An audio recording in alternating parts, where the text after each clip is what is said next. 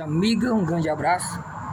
E eu tava querendo tanto fazer esse vídeo, uma série de vídeos sobre não só as histórias contidas dentro da Bíblia, mas a história de confecção da Bíblia. Isso é muito importante, porque se nós não conhecermos a forma como a Bíblia foi feita, os parâmetros utilizados e o que a precedeu, os critérios envolvidos, fica muito difícil na atualidade você fazer uma interpretação correta, porque você não sabe o que se passou na cabeça do autor, do escriba que fez, né? Gostaria de deixar bem claro que o objetivo aqui não é mexer com a fé de ninguém. Eu sei que quando se fala em confecção da Bíblia, se mexe aí na polêmica da discussão da Bíblia católica e da Bíblia protestante. Mas se você abrir o coração e ver que as informações elas são acadêmicas e elas são baseadas em fatos, então você vai conseguir discernir quem de fato está com razão. Esse estudo ele pode promover isso, porque cada informação dada, historicamente, ela terá a informação dos dados, o documento, o ano que foi feito. Então serve de base para um conhecimento sólido sobre a formação das escrituras. Ainda nessa introdução é complicado as pessoas discernirem, são muitas interpretações, apesar da verdade ser uma, mas são muitas interpretações, porque a cada dia que passa, ficamos mais longe do princípio da originalidade das coisas. É como se a cada dia fosse tirado uma peça do quebra-cabeça. E quando se começa a tirar as pedras do quebra-cabeça, não se tem a visão geral de como de fato é o conteúdo e a revelação ali. Então nós vamos aqui mostrar o quebra-cabeça como ele é, com as peças reais que compõem a história, com fatos e documentos. Então esse vídeo ele é introdutório. E como ele é introdutório, nós vamos lá na raiz mesmo, lá no cerne, antes mesmo da escrita. Como surgiu a fé, né? Porque a Bíblia, ela é um resultado, um trabalho, resultado de uma fé. Mas como surgiu essa fé, se essa fé surgiu em um período que não tinha escrita? É algo muito interessante a gente começar a se fazer essa pergunta. Hoje em dia nós queremos basear a nossa fé na Bíblia. Mas essa fé ela não começou na Bíblia. A Bíblia foi a consequência desta fé. E como a gente entender isso? Será se faz sentido o que eu estou dizendo ou não? Vamos averiguar algumas narrativas bíblicas e encontrar o sentido anterior à Bíblia. Por exemplo, você percebe na Bíblia Noé, Abraão citando algum texto? Por que eles não citavam nenhum texto? É uma pergunta boa para introduzir. Por que esses patriarcas eles não citavam texto? Uma coisa é certa, eles não citavam textos porque os textos não existiam. Simplesmente por isso eles não citavam textos, porque os textos eles não existiam. Aí você me pergunta, se os textos não existiam, de onde Abraão tirou a conclusão de que deveria pagar o dízimo a Melquisedeque? Onde é que estava isso escrito? Se quem escreveu isso foi Moisés, muitos mil anos depois de Abraão.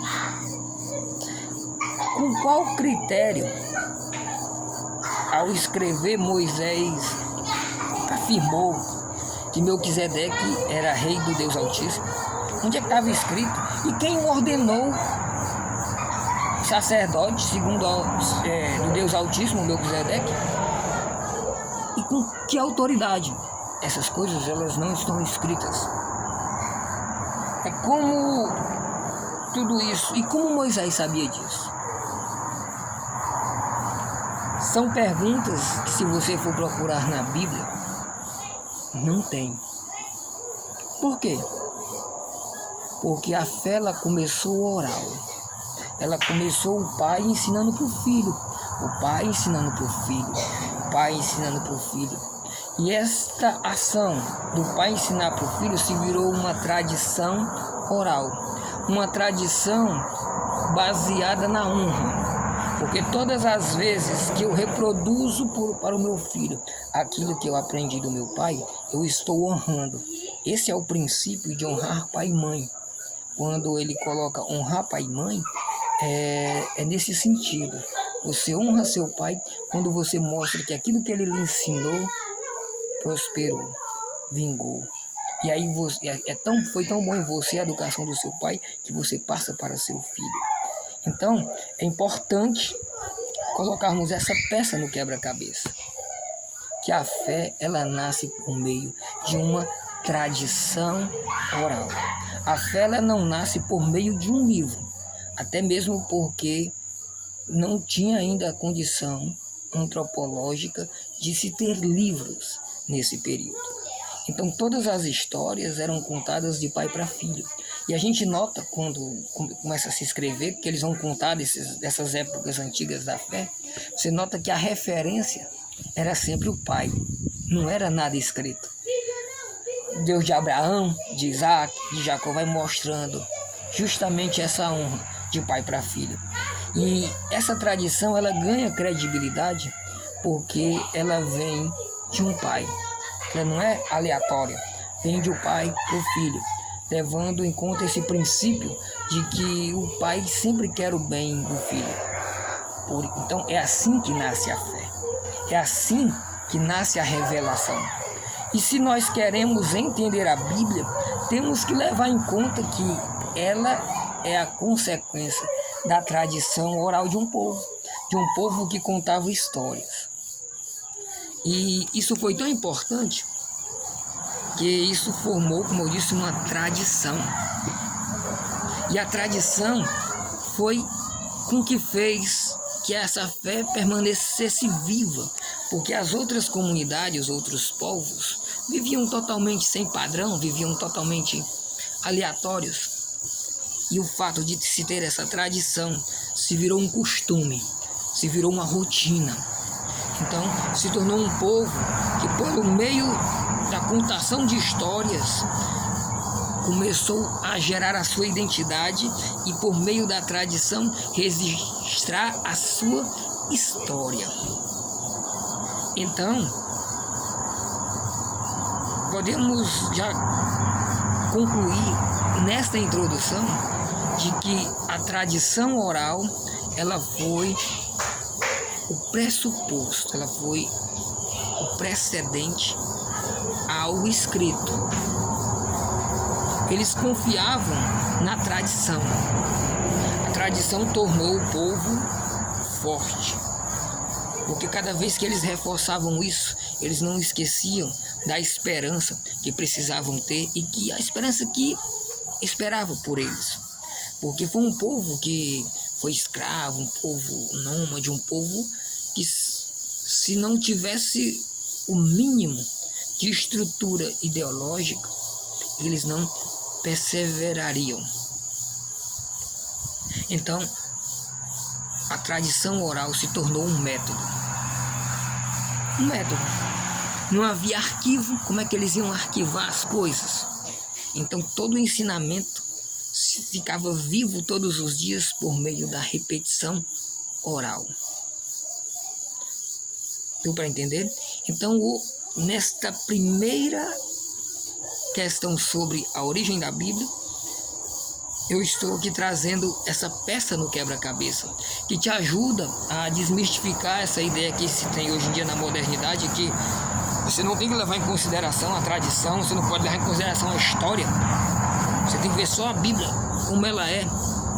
Mas se você desassociar a Bíblia, a sua gênesis, a sua fecundação, se você desassociar ela da história que a fez ser o que é, você transforma ela numa ferramenta até para dizer o que ela não é. Então, a primeira peça nessa introdução que nós devemos colocar para entender é que a revelação divina, ela começa na tradição oral. Isso é muito importante, porque se você não crê em tradição, é contraditório você crer na Bíblia, porque a Bíblia, ela é resultado de uma tradição de fé de um povo. Ela é uma documentação compilada de uma tradição oral. E olha que eu não estou nem entrando ainda na parte escrita, mas qualquer pessoa com um mínimo de bom senso sabe que antes de algo aparecer escrito, tem toda uma história por trás, tem toda uma cultura por trás, tem todo um conhecimento que antecede ao que foi escrito. Se você for escrever um livro, o livro ele não vai surgir primeiro que você. Primeiro você nasce, você aprende, tem a visão de mundo, tem influências.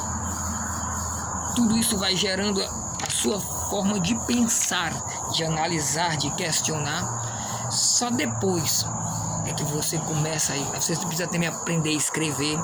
Para aprender a escrever precisa de pressupostos antes. Então, toda essa história, o livro que alguém escreve, é a consequência de toda uma aprendizagem cultural, tradicional. A pessoa ela não consegue escrever nada fora do seu universo intelectual. Então, nessa introdução, ficaremos por aqui.